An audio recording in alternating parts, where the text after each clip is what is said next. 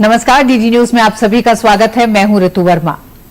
आज दिल्ली के विज्ञान भवन में प्रधानमंत्री नरेंद्र मोदी ने सिविल सर्विसेज डे के मौके पर देश भर के सिविल सेवकों को संबोधित किया। इस मौके पर प्रधानमंत्री ने कहा कि पिछले 9 सालों में अगर देश में गरीब से गरीब को भी सुशासन का विश्वास अगर उसमें बढ़ा है तो इसमें बड़ी भूमिका सिविल सेवकों की है। उन्होंने ये भी कहा कि भारत की आजादी के अमृतकाल के इस सफर में अगले 25 साल बेहद अहम हैं, देश के लिए भी और साथ ही साथ सिविल सेवकों के लिए भी, क्योंकि इस कालखंड ने उन्हें यह मौका दिया है कि आने वाले समय में 2047 में विकसित भारत का जो संकल्प भारत ने लिया है, उस संकल्प को पूरा करने में सिविल सेवकों की बड़ी भूमिका होगी। देश याद रखेगा उन्हें कि इस सफर में उन्होंने किस तरह के बड़े बदलाव देश में किए हैं। और इन्हीं बदलावों पर और आज के प्रधानमंत्री के संबोधन के साथ ही साथ वो क्या रोड मैप दिया उन्होंने सिविल सेवकों को आने वाले समय के लिए, इस पर करेंगे विस्तार से चर्चा। हमारे साथ विशेष मेहमान भी मौजूद हैं। मेहमानों में मौजूद है पुरस्कृत जिला अधिकारी भी, साथ ही साथ वो अपने अनुभव भी हमारे साथ साझा करेंगे। हमारे बीच मौजूद है सचिव प्रशासनिक सुधार लोक शिकायत विभाग भारत सरकार वी श्रीनिवास जी, बहुत बहुत स्वागत है आपका सर। हमारे साथ हैं मुख्य सचिव जम्मू और कश्मीर अरुण कुमार मेहता जी, आपको जम्मू कश्मीर में मिशन यूथ को सफल बनाने के लिए इनोवेटिव इनिशिएटिव के लिए पुरस्कृत किया गया है। हमारे साथ रवि पटन शेट्टी हैं, जिलाधिकारी अन्नाकापल्ली आंध्र प्रदेश से, हेल्थ और वेलनेस सेंटर के लिए पुरस्कृत किया गया है। आपको बहुत बहुत स्वागत है आपका। हमारे साथ हैं रविंद्र कुमार जी, जिलाधिकारी रामपुर उत्तर प्रदेश से हैं आप वोकल फॉर लोकल के जरिए जन भागीदारी को बढ़ाया है, जिसके लिए उन्हें सम्मानित किया गया है। कुपोषण से मुक्ति और किसानों की आय दुगना करने की दिशा में इन्होंने काफी काम किया है। अनुभवों को भी जानेंगे, साथ ही साथ बात करेंगे क्या चुनौतियां अभी भी एक तरह से जमीन पर दिखाई देती हैं, जिनका समाधान सिविल सेवकों को भी ढूंढने की जरूरत है। लेकिन उससे पहले आइए नजर डालेंगे प्रधानमंत्री ने आज अपने संबोधन में किन बातों को देश के सामने और साथ ही साथ सिविल सेवकों के लिए एक मंत्र दिया।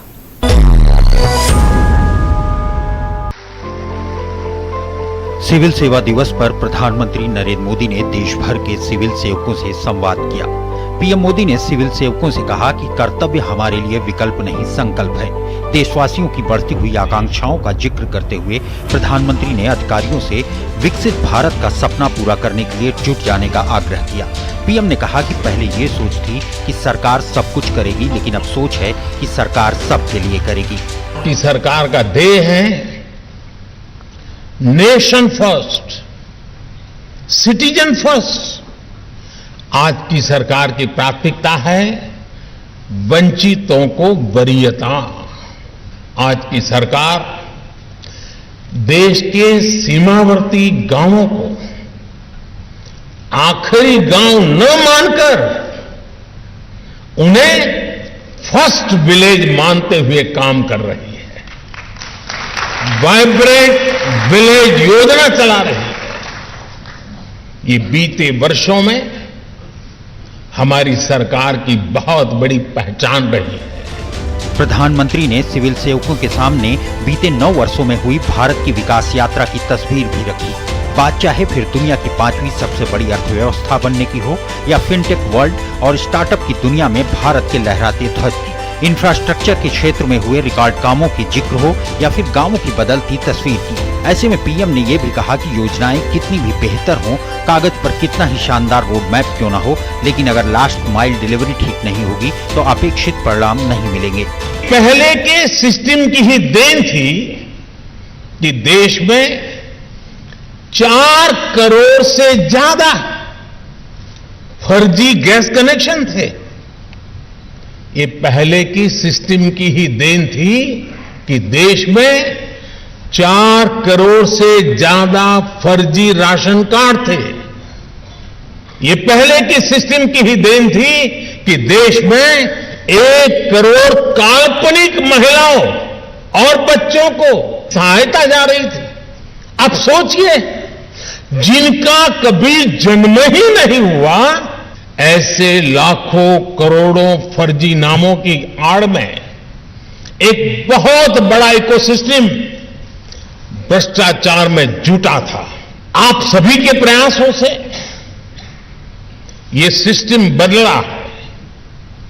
देश के करीब करीब 3 लाख करोड़ रुपए गलत हाथों में जाने से बचे हैं। प्रधानमंत्री ने कहा कि दुनिया भर के एक्सपर्ट, विभिन्न अंतर्राष्ट्रीय संस्थाएं ये कह रही हैं कि भारत का समय आ गया है। ऐसी स्थिति में भारत की ब्यूरोक्रेसी को एक पल भी गंवाना नहीं है। पीएम ने सिविल सेवकों से कहा कि देश ने आप पर बहुत भरोसा किया है, उस भरोसे को कायम रखने का काम करिए। एक ब्यूरोक्रेट के तौर पर, एक सरकारी कर्मचारी के तौर पर अब आपको अपने हर निर्णय में कुछ सवालों का अवश्य ध्यान रखना ही पड़ेगा।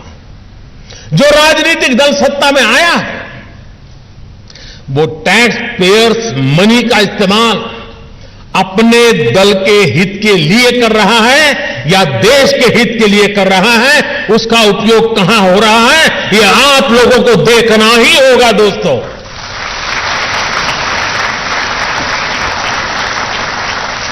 वो राजनीतिक दल अपने दल के विस्तार में सरकारी धन का उपयोग कर रहा है या फिर देश के विकास में उस पैसों का इस्तेमाल कर रहा है, वो राजनीतिक दल अपना वोट बैंक बनाने के लिए सरकारी धन लुटा रहा है या फिर सभी का जीवन आसान बनाने के लिए काम कर रहा है, वो राजनीतिक दल सरकारी पैसे से अपना प्रचार कर रहा है या फिर ईमानदारी से लोगों को जागरूक कर रहा है। आयोजन के दौरान प्रधानमंत्री ने लोक प्रशासन में उत्कृष्टता के लिए प्रधानमंत्री पुरस्कार भी प्रदान किए। इस बार पुरस्कार के लिए 15 जिलों या विभागों का चयन किया गया था। कार्यक्रम में शामिल केंद्रीय कार्मिक एवं प्रशिक्षण राज्य मंत्री डॉक्टर जितेंद्र सिंह ने बीते 9 वर्षों में पीएम मोदी के नेतृत्व में गवर्नेंस के क्षेत्र में हुए क्रांतिकारी सुधारों को देश के सामने रखा। ईज ऑफ गवर्नेंस का अर्थ है ईज ऑफ लिविंग। तो बहुत से ऐसे नियम जो आम नागरिक के जीवन में दुविधा पैदा कर रहे थे या वक्त गुजरने के साथ अपना औचित्य खो बैठे थे, उनको समाप्त कर दिया गया। प्रशासन में पारदर्शिता बढ़ाने के लिए, जवाबदेही बढ़ाने के लिए आपने ई गवर्नेंस को बल दिया। उसका परिणाम ये कि आज 80% से अधिक भारत सरकार में कामकाज ऑनलाइन हो रहा है। प्रधानमंत्री ने सिविल सेवकों से गवर्नेंस के क्षेत्र में आने वाली बाधाओं को दूर करने के साथ ही जन भागीदारी से देश की विकास यात्रा को तेज करने का आह्वान किया तो अमृतकाल के हर पल का राष्ट्र सेवा में इस्तेमाल करने का आग्रह किया। Bureau report, DD news.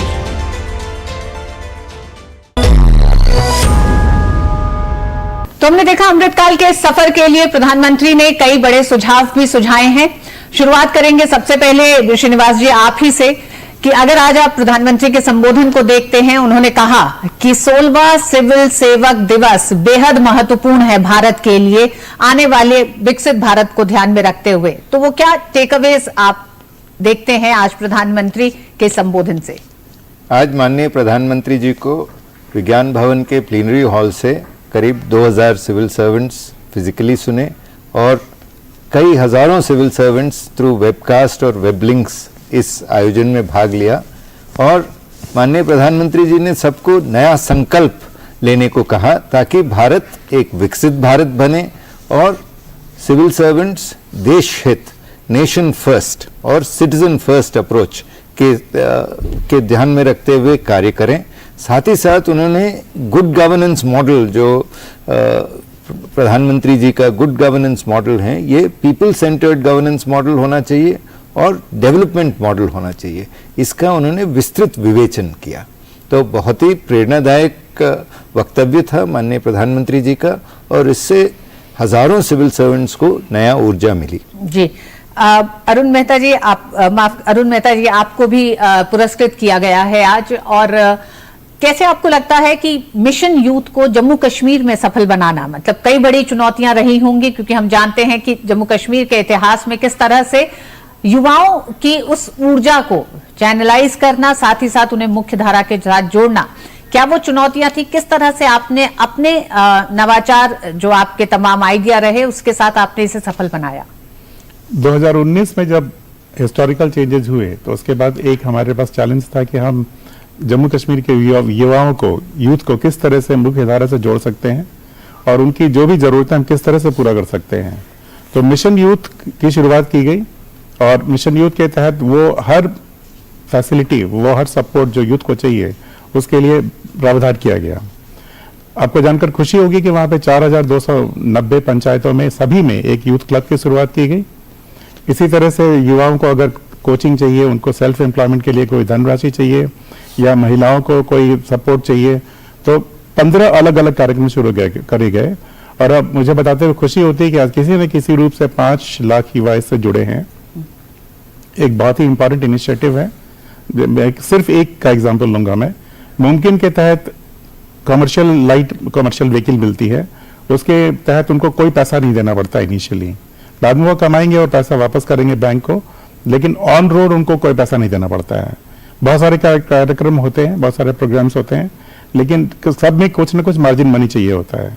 Mission youth के तहत उनको कुछ भी देने की इनिशियली आवश्यकता नहीं थी। जब वो काम शुरू करेंगे तो अपना आगे बढ़ा सकते हैं। इसी तरह से महिलाओं के लिए हौसला आया, यशस्विनी आया, और इस तरह के अनेक कार्यक्रम शुरू किए गए। सेल्फ हेल्प ग्रुप्स को सपोर्ट किया गया, टूरिज्म को सपोर्ट किया गया, और जैसा मैंने बताया कि अगर किसी को स्किलिंग की जरूरत है, किसी को कोचिंग की जरूरत है, उसकी भी व्यवस्था की गई ताकि वो आईएएस का एग्जाम दे सके, नीट का एग्जाम देना चाहते हैं तो वो दे सके।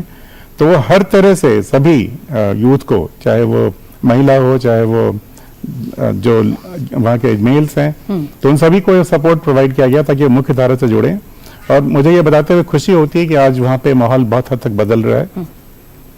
आज रात हम के ये जरूर जानना चाहेंगे कि ये योजनाएं और तमाम सरकारों की योजनाएं जम्मू कश्मीर के लिए पहले भी होती थी, क्या ये नतीजे पहले दिखाई देते थे, या ये जो नतीजा आज दिखाई दे रहे हैं उसमें किस तरह से आपने उस सोच में एक परिवर्तन लाने में सफल हुए हैं? इसकी एक बहुत बड़ी भूमिका है कि जो वहाँ जो भी इस प्रोग्राम के तहत, मिशन यूथ के तहत होता है, वो सारा डिजिटल है। तो किसी के पीछे घूमने की आवश्यकता नहीं पड़ती, आप अप्लाई करिए, सब कुछ डिजिटल है। और जो एक रेट टेपिज्म की आदत हुआ करती थी पहले, वो खत्म हुआ है। और जैसा मैंने बताया कि इसके तहत ऑलरेडी पहले 21-22 के में लगभग 60,000 से ऊपर युवाओं को कुछ न कुछ सेल्फ एम्प्लॉयमेंट मिला। अब वो नंबर 80,000 से ऊपर हो गया है। तो जब लोग मिशन यूथ से जुड़े, जब यूथ क्लब में जब वो आए, तो हर जगह में इस तरह से बदला कि हर जगह खेलने की व्यवस्था की गई, हर पंचायत में खेलने की व्यवस्था की गई। तो खेलने की चाहे व्यवस्था हो, चाहे पढ़ने की व्यवस्था हो, चाहे सेल्फ एम्प्लॉयमेंट की व्यवस्था हो, वो हर सपोर्ट उनको प्रोवाइड किया गया। और इस तरह से उनका जो अप्रोच था, उनका जो विजन था, उसमें उनको जरूर मदद मिली है। इसी तरह से जैसे कोई डिसेबल यूथ है, उसको भी मदद किया गया उसके तहत। तो अलग अलग कंपोनेंट में, इवन जो नशे में कोई प्रॉब्लम है किसी को, तो उसके लिए भी उसके में एक कंपोनेंट रखा गया है। तो हर आयाम को, हर बिंदु को देखते हुए एक कॉम्प्रिहेंसिव प्रोग्राम डेवलप किया गया।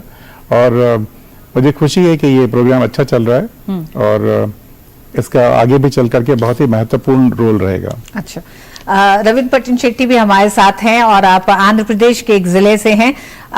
किस तरह से आपने जो परिवर्तन किया है, और स्वास्थ्य का ऐसा क्षेत्र रहा है देश में जिस पर बहुत कुछ किया जाना बाकी है, लेकिन टेक्नोलॉजी की मदद से हम काफी तेजी से इस क्षेत्र में आज की तारीख में काम कर रहे हैं। अगर डेटाबेस की भी बात करें तो भी किस तरह के बड़े परिवर्तन आंध्र प्रदेश के इलाकों में आपने किए हैं इस क्षेत्र में?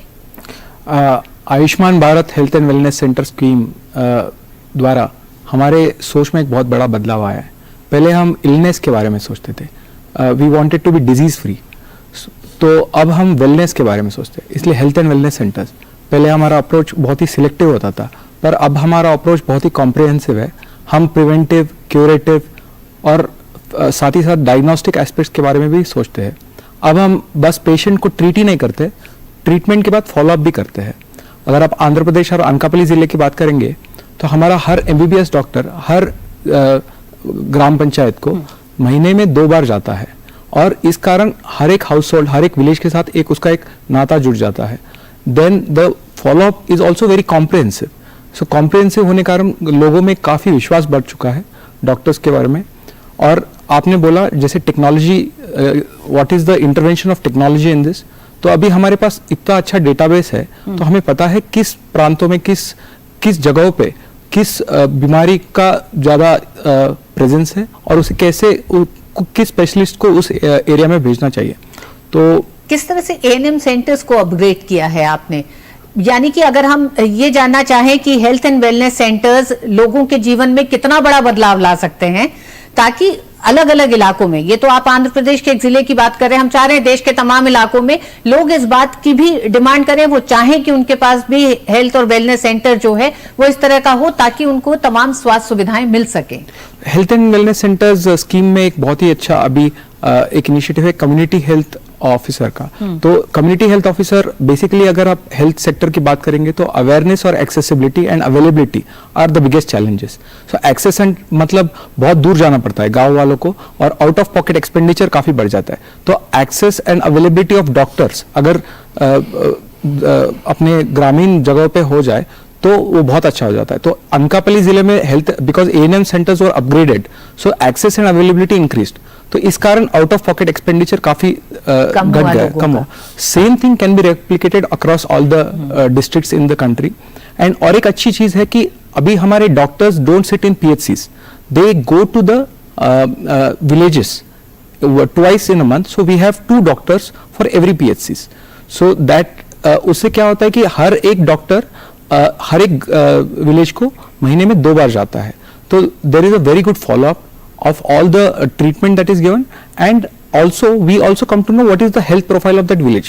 So उससे monitoring बहुत अच्छा हो जाता है and लोगों में confidence भी काफी बढ़ता है। So this is something which can be replicated across the country। और आज माननीय प्रधानमंत्री जी ने भी हमें बहुत ही अच्छा एक इंस्पिरेशनल डायरेक्शन दिया है कि हम जो भी हमारा काम करेंगे we should think about the nation first। So like एक बहुत अच्छा whatever decision we take, how do we ensure that the citizen is benefited and not only we were thinking till now हम बस aspirational block, aspirational district के बारे में सोचते थे, but अब हम aspirational village के बारे में भी सोचेंगे। तो हर एक village को how do we ensure that हर एक village हमारा स्वस्थ हो, हर एक block हमारा स्वस्थ हो और हमारा जिला कैसे स्वस्थ हो। So in turn we will contribute to Swasth Bharat। So that is something which is we are going to carry from today's interaction with honorable Prime Minister। जी हाँ, बिल्कुल। रवि जी ने जैसे कहा है कि आकांक्षी जिलों का जो अभियान है उसको आगे ले जाते हुए आकांक्षी गांव तक के अभियान में अब लोगों को जुटने की जरूरत है। हमारे साथ रविंद्र जी भी हैं। रविंद्र जी, आप उन चंद सिविल सेवकों में से रहे जिन लोगों को आज पुरस्कृत तो किया ही गया है, लेकिन आप लोगों ने आज प्रधानमंत्री से बातचीत भी की है। तो पहले तो वो अनुभव कैसा रहा आपका आज आपकी जब इंटरेक्शन हुआ पीएम से इस सेरेमनी में? देखिए, हर सिविल सेवक का सपना होता है कि जो हमारे राष्ट्र के सर्वोच्च पद पे विद्यमान हमारे माननीय प्रधानमंत्री जी हैं उनसे कभी रूबरू होने का अवसर मिले। तो आज बहुत गौरव का क्षण हमारे लिए रहा है और मुझे लगता है कि मेरे जितने साथी अधिकारी भी मेरे साथ थे, हम सब ने वो अनुभूति ली है। आदरणीय प्रधानमंत्री जी का निर्देशन हर स्तर पे सभी सिविल सेवकों को मिलता है और सिविल सेवा दिवस वो दिन है जब सिविल सेवक आगामी वर्षों में कैसे माननीय प्रधानमंत्री जी की अपेक्षाएं हैं, जो आकांक्षाएं हैं और जो राष्ट्र प्रथम की एक धारणा के साथ में अंत्योदय का जो प्रण हम लोग लेते हैं तो उसको साकार रूप प्रदान करना होता है। तो बड़ा अच्छा एक इंटरेक्शन था और आदरणीय प्रधानमंत्री जी ने बहुत ही इनफॉर्मल तरीके से सभी सिविल सेवकों से बात की, उनके अनुभवों को जाना और प्रधानमंत्री पद पर रहते हुए, मुख्यमंत्री पद पर रहते हुए उनके जो फील्ड के अनुभव थे उन्हें भी हमारे साथ शेयर किया। तो एक बहुत ही सुखद हमारे लिए वो अनुभव था। हम ये भी जानना चाहेंगे कि जिस क्षेत्र के लिए आज आपको पुरस्कृत किया है, किसानों की आय दुगनी करने और कुपोषण के खात्मे की तरफ किस तरह के आपने नए प्रयोग अपने कार्यक्षेत्र में किए हैं? देखिए, आदरणीय प्रधानमंत्री जी की प्रेरणा से भारत सरकार ने 2 फ्लैगशिप स्कीम्स को चलाया है, पीएम पोषण अभियान और फार्मर्स डबल इनकम, किसानों की आय को दुगना करना।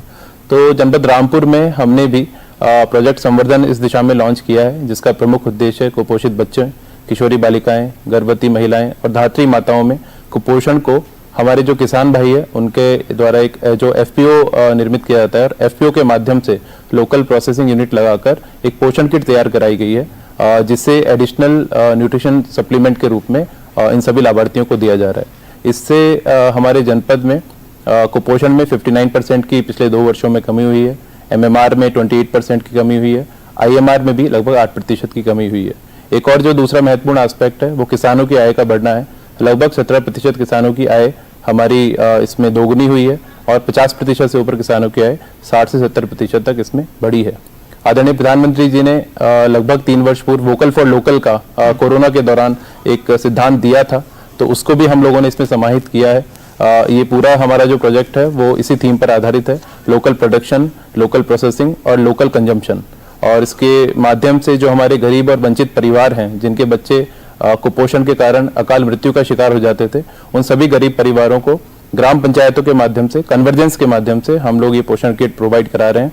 और इसमें मिलेट्स बेस्ड प्रोडक्ट्स को भी हमने शामिल किया है। और जैसा कि ये इस वर्ष की थीम है अंतर्राष्ट्रीय मिलेट ईयर, यूएन द्वारा डिक्लेयर किया गया है आदरणीय प्रधानमंत्री जी की पहल पर, तो उसको भी हम लोग प्रयास कर रहे हैं कि धरातल पर साकार रूप से उतारें। अरुण जी, योजनाएं तो पहले भी थी और सिविल सेवक देश भर में मौजूद हैं, फिर आखिर क्या वजह है कि जो नतीजे आज सामने दिखाई दे रहे हैं, इनोवेशन है, डिजिटल एक तरह से जो पूरा एक ढांचा है उसका एक इस्तेमाल है, पारदर्शिता पे सबसे ज्यादा जोर है, क्या आपको लगता है इस तरह की बिंदुओं पर पहले चर्चा नहीं होती थी, या ये सारे एक तरह से कहें साजो सामान या हथियार जो एक सिविल सेवकों के लिए हैं, उनके पूरे अपने पूरे उस आउटपुट को और दुगना करने के लिए ये हथियार उनके पास नहीं मौजूद थे? मेरी समझ से जो आदरणीय प्रधानमंत्री जी ने जो कहा नेशन फर्स्ट, वो सबसे बड़ा एक बदलाव है। और जब उन्होंने कहा कि जब भी हम फैसले लेते हैं तो हमें देश के प्रति पहले सोचना चाहिए।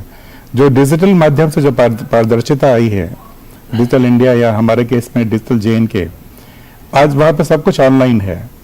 जब डिजिटल चीजें होती है तो पारदर्शिता होती है और उत्तरदायित्व होता है, बिकॉज आप कुछ भी करें वो इमीडिएटली पता लग जाता है कि कौन क्या कर रहा है, तो उससे अकाउंटेबिलिटी, ट्रांसपेरेंसी बहुत बढ़ जाती है। आपका मानना है कि सिस्टम को और ज्यादा मजबूत किया गया पिछले 9 सालों में?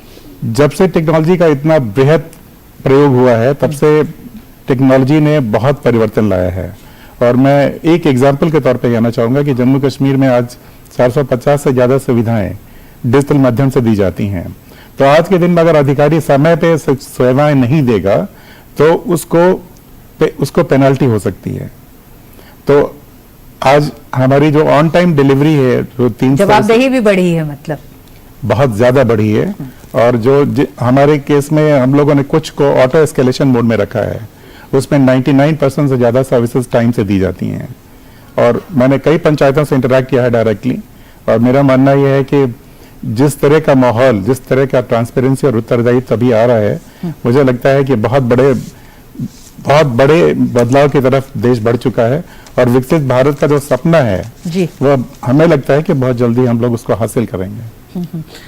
रवि जी, प्रधानमंत्री ने मिशन कर्मयोगी का भी जिक्र किया और उन्होंने कहा कि एक बड़ी ऊर्जा आज भी रेपिटेटिव यानी कि प्रमाण पत्र, NOC, इसमें लेने की सरकारी अधिकारियों की और महकमों की एक पूरी ऊर्जा जा रही है।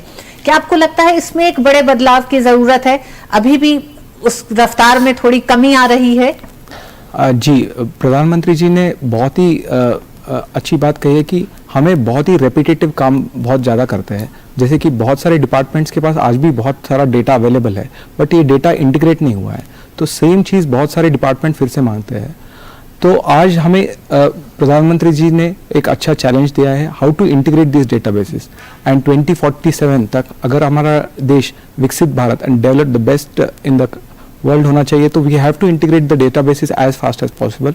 रिपीटेटिव वर्क को कम करना चाहिए। We have to ensure the ease of doing business, ease of living. तो अगर ये बढ़ाना है तो हमें रिपीटेटिव वर्क कम करना चाहिए।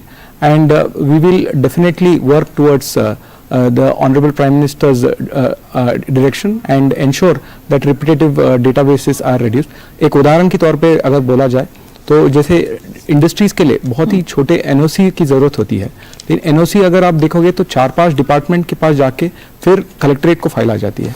लेकिन अगर वही काम ऑनलाइन माध्यम से किया जाएगा तो काफ़ी टाइम बचेगा और कलेक्ट्रेट का भी काफ़ी समय जो ऐसे रिपीटेटिव कामों में वो कम हो जाएगा। और हमारा काम बहुत ही इम्पोर्टेंट जहाँ पे जिनको ज़्यादा ज़रूरत है कलेक्ट्रेट के समय की या डिपार्टमेंट्स की, उस एरिया में हमारा फोकस ज़्यादा बढ़ेगा।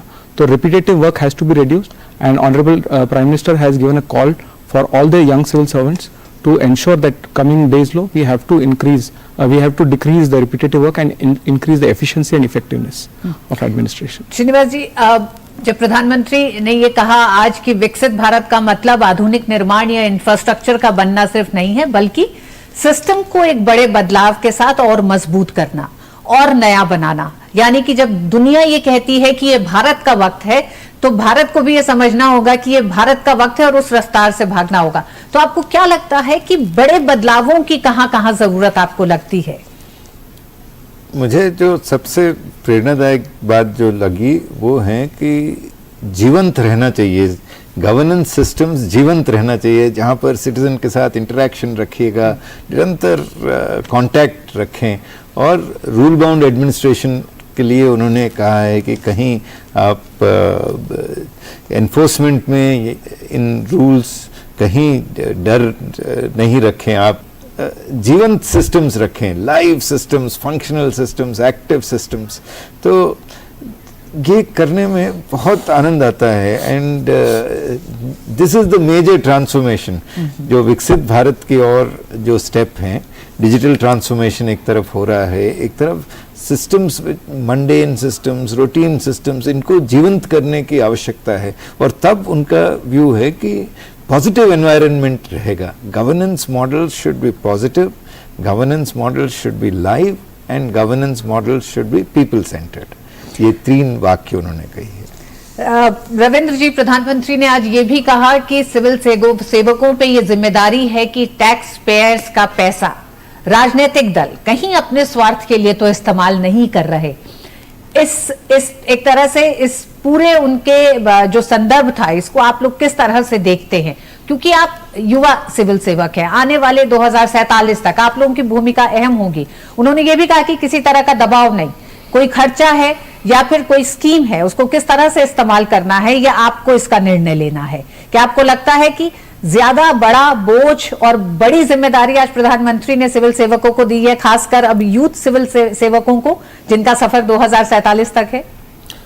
निश्चित रूप से आदरणीय प्रधानमंत्री जी ने ब्यूरोक्रेसी की तारीफ करते हुए कहा कि जिस प्रकार से पिछले सालों में ब्यूरोक्रेसी ने काम किया है और नागरिकों की सेवा की है, तो आने वाला आज़ादी का जो अमृत वर्ष है, अमृत काल हमारा शुरू हुआ है और वर्ष 2047 तक विकसित भारत का हम स्वप्न देख रहे हैं। तो युवा सिविल सेवक जिनकी सेवा 15 साल, 20 साल, 25 साल आगे है, तो उनके कंधों पर ये जिम्मेदारी है और इस स्वप्न को उन्हें जीवंत रूप प्रदान करना है। तो निश्चित रूप से हमारे लिए बहुत गौरव का क्षण था और राष्ट्र के प्रधान सेवक अगर ये कॉल देते हैं सभी सिविल सेवकों को कि हमें उस सपन को पूरा करना है, तो हमारी जिम्मेदारी बहुत बढ़ जाती है। दूसरी तरफ राजनीतिक दलों के लिए उन्होंने जो कहा, उनका कहने का संदर्भ ये था कि कोई भी पॉलिटिकल पार्टी हो, कोई भी पॉलिटिकल पर्सन अगर हमारे पास आता है और अनावश्यक दबाव किसी भी चीज के लिए बनाता है, तो उस दबाव में नहीं आना है। एक स्वच्छ और पारदर्शी प्रशासन और स्वच्छ एवं पारदर्शी शासन देने का काम जो आदरणीय प्रधानमंत्री जी की सोच है और जो लगातार वो कर रहे हैं, उसको हमें निचले स्तर तक, तृणमूल स्तर तक हम लोग लेकर जाएं सभी सिविल सेवक, और नागरिकों की सेवा के लिए और नागरिकों की सेवा में किसी प्रकार की बाधा कोई ये सब चीजें ना बने, तो उस पर हमें ध्यान रखने की आवश्यकता है ताकि हम लोग विकसित भारत के स्वप्न को पूर्ण कर पाए। अरुण जी, आपका एक लंबा सफर सिविल सर्विसेज में रहा है। नौकरशाही को लेकर जो आम विचारधारा, आम सोच जो थी, वो ये थी कि नौकरशाही और जनता के बीच में दूरी है। हालांकि सरकार और जनता के बीच का सेतु जो है वो नौकरशाही ही है, वही आप तक सारी योजनाएं पहुंचाता है। तो आपको क्या लगता है वो दूरी पिछले 9 साल की हम बात करें, क्या उसमें कम हुई है? क्योंकि कारण कई सारे हो सकते हैं, टेक्नोलॉजी एक बहुत बड़ा कारण है उस दूरी को कम करने के लिए। क्या आप ऐसा महसूस करते हैं, या उस दूरी को कम करने के लिए क्या किया जाना चाहिए? आपके अपने अनुभव क्या कहते हैं? मैं एक उदाहरण के माध्यम से इसका उत्तर दूंगा। नौकरशाही के बीच में और जनता के बीच में दूरी कम करने के लिए हर एक राज्य में कोई न कोई इनिशिएटिव ली जा रही है। मैं जम्मू कश्मीर के माध्यम से बताना चाहूंगा कि वहां पे एक कार्यक्रम चलता है जिसका नाम है एस्पिरेशनल पंचायत और बैक टू विलेज। इसमें सभी ऑफिसर्स को एक पंचायत को अडॉप्ट करने को कहा गया है और वो हर महीने में एक बार या तो वर्चुअली या तो फिजिकली जुड़ते हैं। उसके जुड़ने के बाद से जो दूरियां थी वो काफी कम हुई हैं और मुझे कोई हिचक नहीं कहने में कि आज हर पंचायत में जब मैं इंटरैक्ट करता हूं तो उनसे यही फीडबैक मिलती है मुझे। मैं एक एग्जांपल के तौर पर बताना चाहूंगा, जम्मू कश्मीर में 19-20 में 9,000 काम पूरे हुए थे, आज 92,000 काम पूरे हुए हैं। It's more than 10 times. क्या बदलाव आया है? बदलाव यही आया है कि जो दूरियां थी वो कम हुई हैं और उत्तरदायित्व तो बढ़ा है। और जब एक ऑफिसर, सीनियर ऑफिसर हर महीने एक बार जाता है वर्चुअली या फिजिकली, तो पहली बार तो वो जाके कुछ बोल के वापस आ सकता है, लेकिन दूसरी बार किस तरह जाएगा, तीसरी बार कैसे जाएगा? तो जब इस तरह के जब जुड़ाव होते हैं तो मुझे लगता है कि दूरियां कम होती हैं और जनता की जो आवाज है ऊपर तक पहुंचती है और वो दूरियां कम होती हैं। मुझे यकीन है कि सभी राज्यों में, सभी यूटीज में इस तरह का कोई न कोई कार्यक्रम चलाया जा रहा है। जनता का जागरूक होना भी उसमें एक बहुत बड़ा अहम एक तरह से रोल अदा करता है कि जहां जनता जागरूक है कि नौकरशाही भी उनके लिए है, कि उनकी तमाम उन आकांक्षाओं को पूरा करने की बड़ी जिम्मेदारी भी नौकरशाही पर ही है। श्रीनिवास जी, अंत करेंगे, लेकिन अंत में ये जरूर जानना चाहूंगी, प्रधानमंत्री ने आज अपने संबोधन में वो तमाम बातें भी बताई एक बार देश को कि किस तरह से 3 लाख करोड़ के उस नुकसान को रोका गया है पारदर्शिता के साथ, डिजिटली एक तरह से तमाम योजनाओं के क्रियान्वयन के वजह से। क्या आपको लगता है कि पिछले कुछ दिनों जो गलतियां हुई हैं, जो सिस्टम की जो गलतियां थी, उन्हें दुरुस्त करने में एक लंबा समय लगा है, और आने वाले समय में जब हम अब से 20 साल के बाद की बात करेंगे तो हम अपने सिस्टम को ये कह पाएंगे कि आज ये सिस्टम सीधे डिलीवरी पे काम करता है और साथ ही साथ पारदर्शी भी है, यानी कि जवाबदेही तो है ही, लेकिन आप एक तरह से जिनकी गलतियां हैं उनको सजा भी होगी। बिल्कुल, ये बातें उन्होंने कही है, और ये भी कहा है कि जो सिस्टमिक स्ट्रीमलाइनिंग है, काफ़ी deep rooted administrative reforms in 9 वर्षों में किए गए हैं, और ये एडमिनिस्ट्रेटिव रिफॉर्म्स डिजिटल ट्रांसफॉर्मेशन की ओर हैं, जिसके वजह से कई सिस्टमिक क्लीनअप्स, जो डाटा गैप्स थे, ये सब क्लीनअप हो गए हैं। राशन कार्ड्स में फर्जी राशन कार्ड्स रहते थे, क्लीनअप हुआ है आधार बेस्ड लिंकिंग के वजह से। सिमिलरली जनधन, आधार, मोबाइल ट्रिनिटी की वजह से नरेगा अकाउंट्स में सीधा धन डिपॉजिट होता है, वेज डिपॉजिट होते हैं। तो सिस्टमिक स्ट्रीमलाइनिंग और सिस्टमिक क्लीनअप जो हुआ है because of deep rooted administrative reforms, इसके बारे में बहुत उन्होंने एम्फसिस किया है, और ये कहा कि अगले 20 सालों में ऐसे और डीप रूटेड रिफॉर्म्स लाएं ताकि गवर्नेंस सिस्टम्स ट्रांसपेरेंट रहें, पारदर्शी रहें, फंक्शनल रहें और जीवंत रहें। तो निश्चित रूप से मुझे विश्वास है कि अगले कुछ समय में इन वाक्यों का प्रभाव देखने को मिलेगा और भारत विकसित भारत की ओर अग्रसर होते हुए देखा जाएगा। जी हाँ, जनता का सुशासन की ओर और ज्यादा विश्वास बढ़ेगा। विकसित भारत के इस लक्ष्य को आगे लेके जाने का दारोमदार कंधों पे भार सिविल सेवकों के सबसे ज्यादा है, ये भी आज प्रधानमंत्री ने एक बार फिर दोहराया। साथ ही साथ प्रधानमंत्री ने कई ऐसे मंत्र भी दिए और कई ऐसे संकेत भी दिए जिसको लेकर सचेत और सतर्क रहने की भी सिविल सेवकों को जरूरत है आने वाले समय में। आप चारों ही मेहमानों का बहुत बहुत धन्यवाद विस्तार से उन तमाम पहलुओं पर बात करने के लिए जिन क्षेत्रों में आप लोगों के प्रयासों ने जनता के एक तरह से उस जीवन को और ज्यादा सरल, आसान और सुविधाजनक बनाया है। साथ ही साथ उन चुनौतियों को बताने के लिए भी, क्योंकि जनता आपकी तरफ भी नजरें लगा के देख रही है, नौकरशाही ही उनके जीवन को और ज्यादा आने वाले समय में सरल बनाने वाली है। बहुत बहुत धन्यवाद इस खास चर्चा में हिस्सा लेने के लिए।